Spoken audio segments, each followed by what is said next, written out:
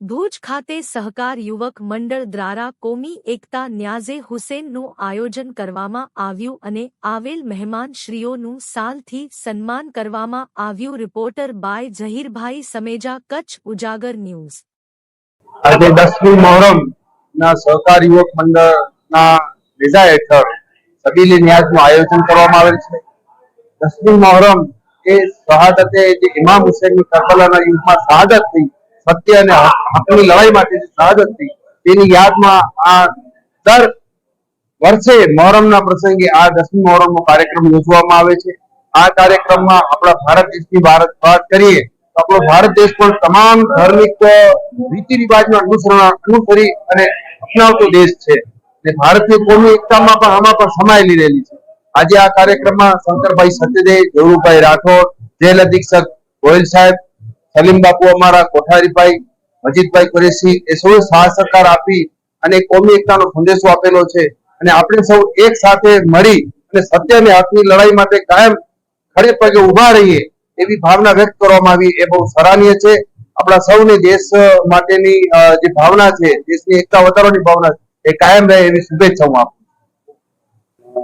વિસ્મૃતિ એ માનવીની પ્રકૃતિ. કોઈ પણ ઘટના ઘટે, નાની હોય કે મોટી, અને સમય જતા સમયનો કાચ ચડે ને સ્મૃતિમાંથી ભૂસાઈ જાય. કરબલાની જે શહાદત છે એના આજે લગભગ 1381 વર્ષ થવા આવ્યા. તેમ છતાં આજની તારીખે કરબલાની શહાદતને સમગ્ર ભારત અને વિશ્વના તમામ દેશોમાં વસતા મુસ્લિમ સમાજના લોકો અને અન્ય સમાજના લોકો આજે પણ યાદ કરે છે. કારણ કે પૈગંબર સાહેબે ઇસ્લામ ધર્મની જે વ્યાખ્યા કરી એના પહેલા મુસ્લિમ સમાજમાં ઘણી અંધશ્રદ્ધા પ્રવર્તી હતી. એ બધી અંધશ્રદ્ધા અને ગેરમાન્યતાઓને દૂર કરી એક જ અલ્લાહમાં વિશ્વાસ રાખવો, નીતિ અને ન્યાયથી ચાલવું, એ સારા સિદ્ધાંતો કે જેનું પાલન કરવાથી સમગ્ર માનવ જાતનું કલ્યાણ થાય, એ પૈગંબર સાહેબનો સંદેશ. હિન્દુ મુસ્લિમ એકતાને લાગે વળગે છે ત્યાં સુધી કચ્છની કોમી એકતા હંમેશા બેમિસાલ રહી છે. એનો પ્રત્યક્ષ પુરાવો એટલે હાજીપીરનો મેળો.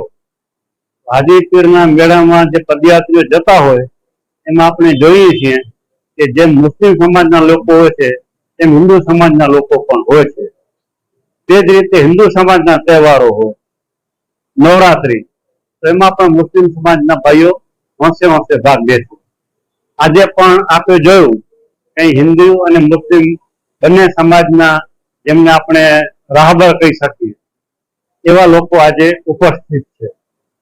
તો હું એમ માનું છું કે આપણા દેશની રાષ્ટ્રીય એકતા ટકાવી રાખવી હોય અને આ દેશમાં લોકશાહી ટકાવી રાખવી હોય તો તમામ કોમો વચ્ચે એકતા, કોમી સંવાદિતા અને સામાજિક સમરસતા ની ખૂબ જ જરૂર છે. અને કોમી સંવાદિતા, કોમી એકતા, રાષ્ટ્રીય એકતા, સામાજિક સમરસતા તો જ જળવાય કે જો આ કાર્યક્રમનું આયોજન કરવામાં આવે. એટલે સહકાર યુવક મંડળ અને પ્રમુખ શ્રી સમેજાભાઈ, ઝહીરભાઈ, એમના સાથીઓ, એમણે આજે જે મહેનત જહેમત લીધી છે, માલસીભાઈ માતંગ, એ બધાને હું ખૂબ અભિનંદન આપું છું. અહીં જે લોકો આવ્યા, મૌલાના સાહેબ અને હિન્દુ અને મુસ્લિમ સમાજના શું આગેવાનો અને ગોહિલ સાહેબ, એ બધાને હું અભિનંદન આપું છું. અને આ જ રીતે આપણા દેશમાં લોકશાહી ટકી રહેશે, આપણો દેશ ટકી રહેશે.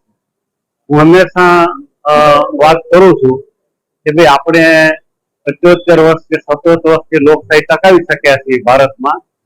આજે આપણા પડોશી રાષ્ટ્ર ચીન એ આપણાથી દેખીતી રીતે વિરુદ્ધ છે. દુનિયાનું એકમાત્ર હિન્દુ રાષ્ટ્ર નેપાળ, ત્યાં પણ આજે ઓલીના સ્વરૂપમાં ચીન તરફ ઝડતા વડાપ્રધાન આવ્યા છે. માલદીવ, એ પણ આપણે જોયું કે વચ્ચે હાકલ દોકલ થતું હતું. તેમ ચારે બાજુ પાકિસ્તાન, તો એમના પણ સંબંધો હિન્દુસ્તાન પાકિસ્તાનના ભાગલા થયા ત્યારથી કમનસીબે સારા રહ્યા નથી. અને આપણી આડોશપાડોશના જેટલા દેશો છે એને ચીન પોતાના પૈસાની મદદથી ખરીદે છે.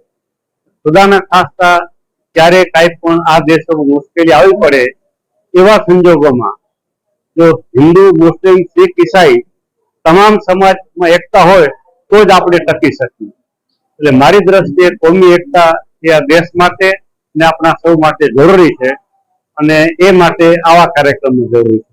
ફરીથી કાર્યક્રમના આયોજકોને અભિનંદન આપું.